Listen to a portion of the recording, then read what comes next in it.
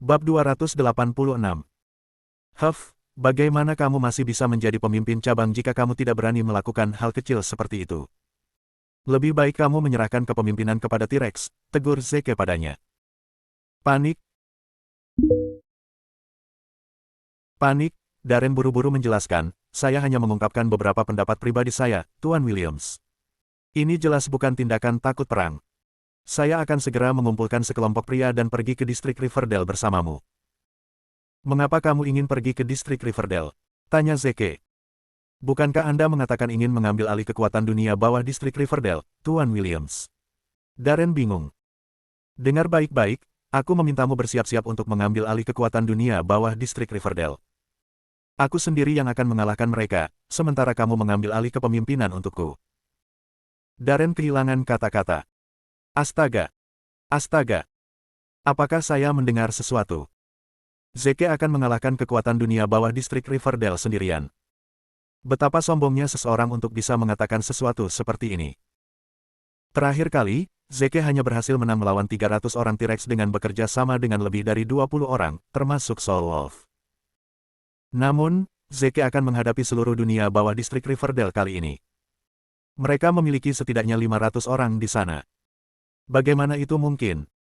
Karena itu, Darren mencoba membujuknya, Tuan Williams, tolong pikirkan dua kali. Kami tidak bisa mengambil risiko.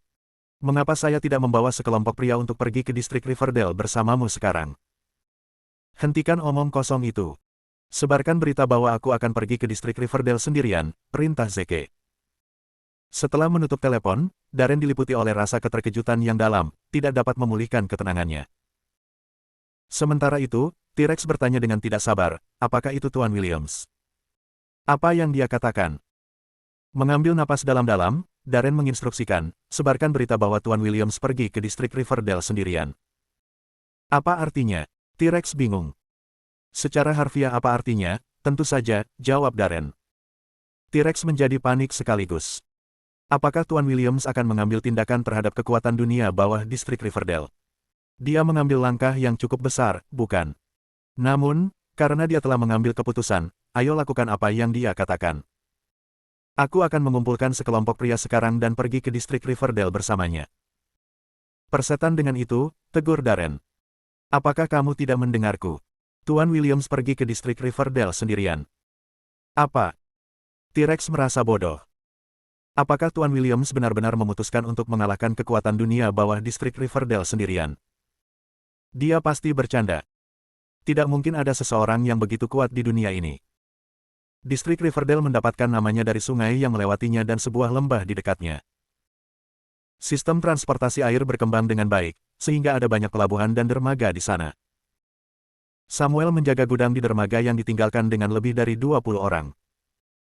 Gavin, kepala keluarga Forrest, terkenal di kalangan orang kaya dan terkenal. Jadi, tidak nyaman baginya untuk mengelola dunia bawah, dan Samuel menjadi juru bicara Gavin di dunia bawah. Batch barang yang akan diselundupkan kali ini bernilai 100 juta, menjadikannya sangat penting. Itulah mengapa Samuel harus secara pribadi menjaga barang-barang itu. Awalnya, orang luar tidak berani terlibat dalam bisnis Gavin, sehingga tidak pernah ada kecelakaan. Namun, kecelakaan terjadi hari ini. Seorang pria berpakaian kasah hitam dari ujung kepala sampai ujung kaki, hanya memperlihatkan sepasang mata, tiba-tiba muncul di pintu gudang. Hal ini membuat Samuel gelisah. Siapa kamu? Segera pergi. Kamu seharusnya tidak datang ke sini. Namun, pria itu tetap berdiri di pintu seperti patung. Samuel menjadi lebih gugup ketika dia menyadari bahwa pria itu telah datang dengan persiapan dan bukan karena kesalahan. Dia dengan cepat memberi isyarat kepada anak buahnya untuk bersiap bertarung, sementara pada saat yang sama, dia berteriak lagi, "Hei, siapa kamu?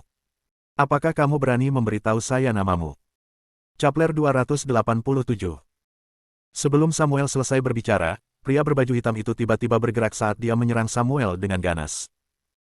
Itu membuat Samuel takut siang hari. Karena itu, dia dengan cepat menyerang pria itu. Namun, pria itu terus bergegas ke arahnya tanpa menghindari serangannya atau menyerangnya. Bang! Samuel dijatuhkan oleh pria itu. Pemimpin dunia bawah distrik Riverdale sebenarnya tidak bisa menahan satu serangan pun dari pria itu. Sementara anak buah Samuel sama bergunanya dengan teko coklat, pria berbaju hitam itu menghajar ke-20 pria itu dalam waktu 5 detik. Kemudian, pria berbaju hitam itu mengeluarkan bom molotov dari sakunya, menyalakannya, dan melemparkannya ke tumpukan barang, yang langsung ditelan oleh api yang mengamuk. Persetan, Samuel kesal. Forrest akan membunuhku jika terjadi sesuatu pada barang-barangnya. Mengabaikan rasa sakit di tubuhnya, dia bangkit dan mengejar pria itu. Hei, brengsek, berhenti. Pria berbaju hitam itu tiba-tiba melambaikan tangannya, dan sebuah jarum perak melesat keluar darinya, menusuk kulitnya.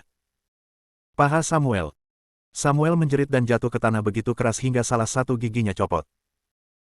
Pria berbaju hitam melarikan diri dari dermaga dan masuk ke mobil yang diparkir di luar. Dia kemudian melesat. Dia melepas pakaian hitamnya dan memperlihatkan wajahnya mesin pembunuh terbaik di Rivermouth, Eclipse. Mengambil teleponnya, dia memutar nomor Hades. Misi selesai, Eclipse melaporkan. Terima kasih, temanku, kata Hades. Eclipse menganggukkan kepalanya. Yah, aku ingin tahu apakah api ini bisa memicu kemarahan keluarga Forrest. Serangan ini direncanakan oleh Hades untuk mendorong keluarga Forrest agar berurusan dengan Zeke lebih cepat. Riverdale Manor adalah manor paling mewah di Riverdale District. Itu juga basis keluarga Forrest, keluarga paling terkemuka di distrik Riverdale. Di Villa Gavin, kepala keluarga Forrest, putranya, Frankie, memohon padanya, "Ayah, mari kita lakukan. Ini adalah kesempatan sempurna bagi kita karena Zeke datang ke sini sendirian. Akan sulit untuk menemukannya. Kesempatan lain jika kita melewatkannya kali ini." Gavin mengerutkan kening. Zeke sengaja masuk ke sarang singa, jadi aku curiga ada pengaturan. Mari kita tunggu dan lihat saja sekarang. Kita perlu tahu apa yang kita hadapi sebelum mengambil tindakan apapun. Ayah, dia melukaiku dan bahkan melemparkanku ke jalanan tanpa busana. Wajah Florence juga dirusak olehnya. Itu cukup memalukan bagi kami. Kami akan menjadi bahan tertawaan dan kehilangan muka jika kami tidak melakukan apa-apa saat Zeke ada di sini. Wilayah. Gavin ditempatkan di tempat yang ketat karena dia tidak bisa mengambil keputusan. Pada saat ini, tiba-tiba ada ketukan di pintu kamar. "Siapa di sana?" tanya Gavin. "Tuan Forrest, ini saya," terdengar suara Samuel menjawab. "Masuk," ajak Gavin. Samuel mendorong pintu hingga terbuka dan masuk. Pemandangan Samuel segera mengirimkan gelombang kejutan melalui Gavin. Samuel dipenuhi memar, dengan perban melilit kepala dan lengannya. Dia bahkan kehilangan satu gigi. "Samuel, apa yang terjadi padamu?" Gavin punya firasat buruk tentang ini. Samuel segera berlutut. "Pak Forrest, maaf, saya tidak bisa melindungi barangnya. Saya pantas dihukum." "Apa?" Gavin sangat terkejut hingga hampir kehilangan keseimbangan. Sesuatu telah benar-benar terjadi pada barang. Dia tidak keberatan dengan kerugian moneter. Yang paling penting adalah dia akan menyinggung pembeli dalam transaksi ini, dan pembeli bukanlah seseorang yang bisa dia anggap enteng. Dia dengan marah menendang Samuel ke tanah. "Sial, dasar sampah. Kau hanyalah pria yang tidak berguna. Katakan padaku apa yang sebenarnya terjadi." Samuel buru-buru menceritakan semuanya. "Tuan Williams, seorang pria berbaju hitam menyerang kita. Dia kuat. Aku bahkan tidak bisa menerima satu serangan pun darinya. Dalam 5 detik, dia menghajar kami semua dan membakar barang-barangnya." Tanpa repot-repot terpesona oleh seberapa kuat penyerang itu, Gavin buru-buru bertanya, "Apakah kamu tahu siapa dia?" Bab 288. Samuel menggelengkan kepalanya. Tidak tahu. Pria itu mengenakan pakaian serba hitam yang hanya memperlihatkan matanya. Namun, dia melakukan 2 gerakan secara total, yang keduanya sangat berbeda. Selama gerakan pertamanya, dia langsung menyerang ke arahku tanpa menghindar, sementara selama gerakan keduanya, dia menggunakan senjata tersembunyi, jarum perak, untuk melukai kakiku. Jarum perak. Menjadi setajam dia, Gavin menangkap kata kuncinya. Apakah itu jarum perak yang digunakan dalam akupuntur? Ya itu. Samuel menganggukkan kepalanya. Zeke Williams. Gavin memukul meja dengan marah. Itu pasti Zeke Williams. Bajingan itu juga seorang dokter ilahi, dengan teknik akupuntur yang hebat. Dia bisa menyelamatkan nyawa dan melukai orang dengan jarum peraknya. Aku sudah sangat sabar menghadapinya, namun dia terus menantangku. Dia benar-benar pergi terlalu jauh sekarang. Apakah dia benar-benar berpikir Forrest tidak memiliki kekuatan untuk melawannya? Samuel, cepat dan kumpulkan semua orang kita untuk memburu Zeke Williams dengan segala cara. Ya, Pak, jawab Samuel. Sementara itu, mata Frankie berseri-seri karena kegembiraan. Akhirnya, aku membalas dendam. Sementara itu, Zeke sedang mengemudi ke White Ridge, kampung halaman Hudson. Dia tidak memiliki pengetahuan tentang apa yang Hades lakukan di belakang punggungnya. Faktanya, dia tidak peduli apakah Hades melakukan sesuatu di belakangnya. Bagaimanapun, dia adalah jenderal yang maha kuasa. Karena itu, dia tidak gentar tidak peduli apa tantangannya. Di tengah perjalanan, tiba-tiba terdengar suara Lesi dari dalam mobil. Jawab teleponnya, Zeke. Cepat jawab teleponnya, Zeke. Zeke terkejut. Apa yang terjadi? Mengapa saya mendengar suara Lesi di dalam mobil? Tapi dia segera menyadari bahwa itu adalah nada dering ponselnya. Lesi telah merekam suaranya dan menjadikannya sebagai nada dering untuk teleponnya. Gadis ini. Gumam Zeke pada dirinya sendiri sambil tersenyum dan mengeluarkan ponselnya. Itu adalah telepon dari Paman Williams, pengurus rumah tangga keluarga Williams di Ateville. Dia menolak panggilan itu tanpa ragu-ragu. Pembantu rumah tangga, Ben, sebelumnya memberi Zeke 200 juta mas kawin atas perintah keluarga Williams, tetapi Zeke menolak untuk menerimanya dan memperingatkan keluarga Williams untuk tidak mengganggu hidupnya lagi. Dia tidak ingin berhubungan dengan keluarga Williams di Ateville. Karena itu, dia menolak untuk menjawab panggilan dari Ben kali ini. Tanpa diduga, Ben terus memanggilnya tidak peduli berapa kali dia menolak panggilannya, jadi Zeke tidak punya pilihan selain menjawabnya. Apa yang bisa saya lakukan untuk Anda, Paman Williams? Jika bukan karena Ben, Zeke pasti sudah mati di keluarga Williams saat itu, jadi dia tidak terlalu acuh terhadapnya. Ben buru-buru bertanya, Tuan, saya dengar Anda datang ke distrik Riverdale, bukan? Saya baru saja mendapat kabar bahwa keluarga Forrest dari distrik Riverdale ingin menyerang Anda. Apakah Anda ingin saya membantu Anda menyingkirkan mereka? Bagi keluarga Williams, keluarga Forrest di distrik Riverdale hanyalah sebuah keluarga kecil. Akan sangat mudah bagi mereka untuk menyingkirkan keluarga Forrest. Paman Williams, seperti yang saya katakan, keluarga Williams tidak diizinkan untuk campur tangan dalam urusan saya lagi, jawab Zeke. Baiklah kalau begitu, Ben menghela nafas, tidak ingin memaksanya. Dia tahu bahwa keluarga kecil Forrest sama sekali bukan ancaman bagi Zeke sekarang. Ben melanjutkan dengan mengatakan, Tuan, kami memiliki proyek bernilai miliaran dolar di White Ridge yang Anda tuju. Jika Anda tertarik, saya akan dengan senang hati memberi Anda proyek untuk dimasukkan ke dalam Linton Group. Tidak tertarik. Yah, aku mengemudi, Paman Williams, jadi aku menutup telepon, kata Zeke sebelum menutup telepon tanpa ragu sedikitpun. Ben menatap ponselnya, merasakan rasa kehilangan yang dalam. Dia tidak menyalahkan Zeke karena begitu acuh tak acuh dan kejam karena keluarga Williams memang sudah keterlaluan saat itu. Zeke telah melalui segala macam rintangan tumbuh dewasa, jadi tentu saja, dia sekarang membenci pelaku kejahatan. Setelah beberapa saat, Ben menghela napas, dan menginstruksikan orangnya, siapkan mobilnya. Kita akan pergi ke White Ridge untuk mengirim hadiah. Bab 289. Adalah urusan Zeke apakah dia ingin menerimanya, tetapi keluarga Williams harus memperjelas pendiriannya. Asisten Ben terkejut. Orang kuat macam apa yang bersembunyi di White Ridge yang benar-benar bisa membuat Ben pergi ke sana secara pribadi untuk mengirim hadiah. White Ridge adalah desa kecil tingkat 18 di kota tingkat 18. Bahkan mobil Santana Zeke yang compang camping dianggap sebagai barang berharga di desa miskin ini. Saat dia melihat pemandangan yang familiar di White Ridge, Zeke diliputi emosi. Dia tidak bisa tidak mengingat masa lalu yang indah yang dia habiskan bersama Hudson dan saudara perempuannya di sungai kecil dan hutan di dekatnya. Tahun-tahun tanpa beban sebagai seorang remaja telah berlalu tanpa bisa diperbaiki lagi. Mobil Zeke menarik perhatian penduduk desa. Mereka mulai berspekulasi. Siapa jagoan besar yang datang ke desa kita, Mungkinkah putra Scott yang bekerja di kota telah kembali? Tidak, ini bukan merek mobil anaknya. Ayo pergi dan periksa. Zeke segera tiba di rumah orang tua Hudson, halaman pedesaan yang bobrok seperti desa ini. Pintunya terbuka lebar, memungkinkan Zeke melihat bagian dalam halaman. Meskipun halamannya bobrok, itu bersih dan rapi. Alat-alat bertani ditempatkan di sisi timur pekarangan sedangkan sekawanan ayam dipelihara di sebelah barat. Tidak ada yang berubah. Rasa hangat menyelimuti Zeke.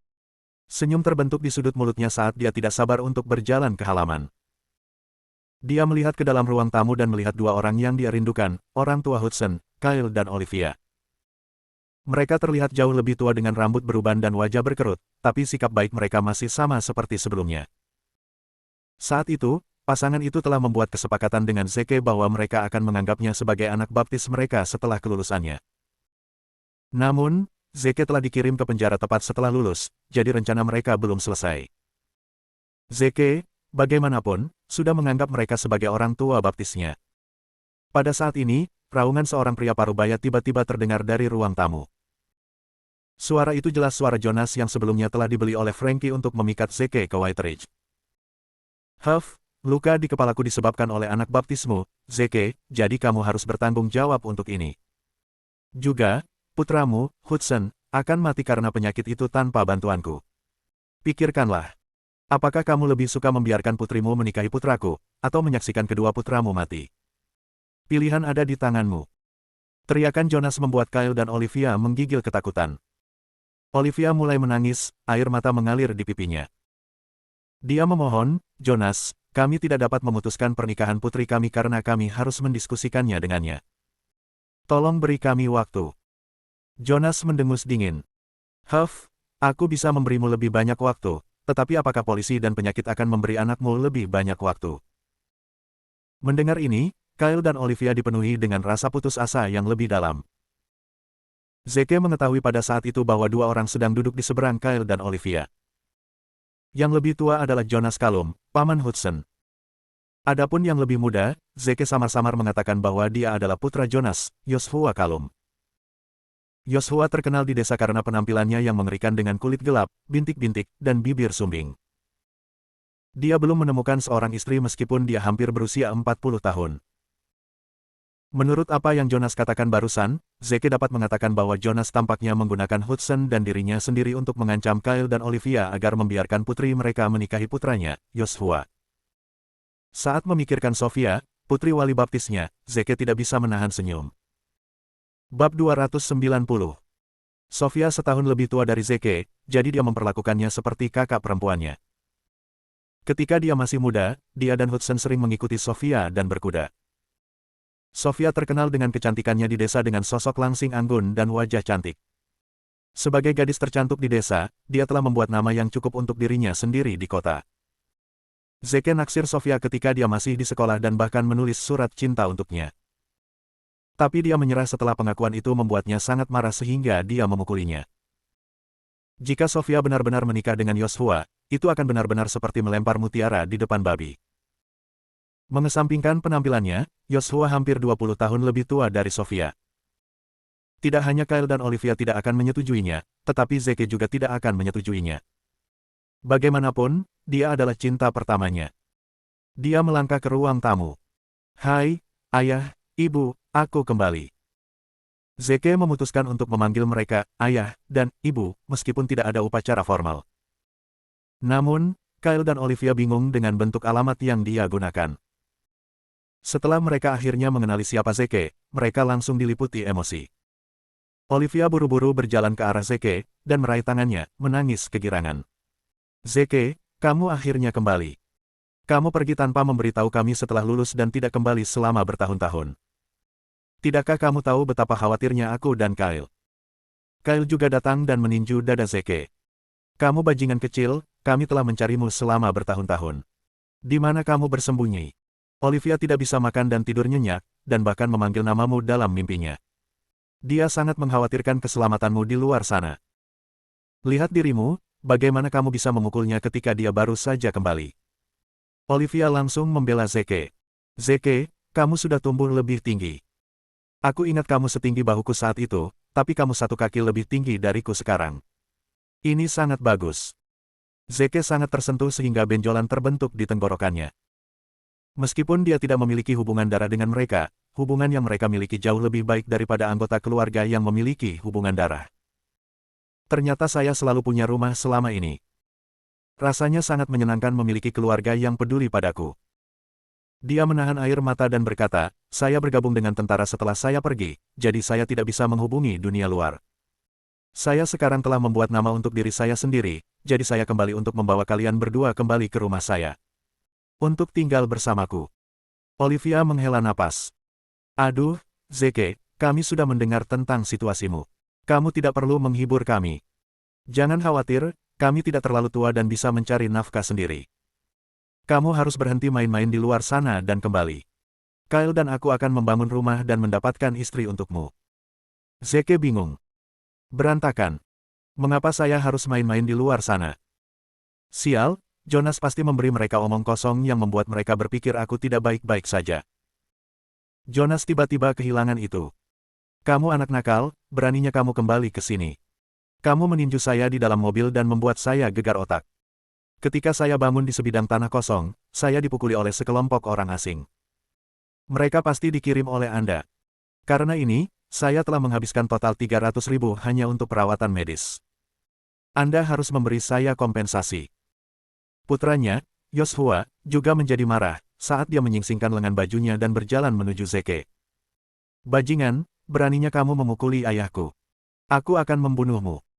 Kyle ketakutan. Dia dengan cepat menghentikan Yoshua di jalurnya. Yoshua, tenang. Tolong, tenang. Jonas, Yoshua, karena Zeke telah menyakitimu, kami pasti akan memberimu penjelasan. Namun, Zeke baru saja kembali. Dia mungkin sangat lelah. Kamu harus pulang dulu. Kami akan berbicara tentang kompensasi besok. Kamu pikir aku tidak tahu apa yang kamu lakukan? Jonas berkata dengan marah. Kamu mungkin berencana untuk meminta Zeke melarikan diri malam ini dan menghindari hukuman. Aku tidak akan membiarkan itu terjadi. Baik kamu menikahkan Sofia dengan putraku, atau aku memanggil polisi untuk menangkap Zeke dan kamu memberiku kompensasi $300.000. Sepenuhnya.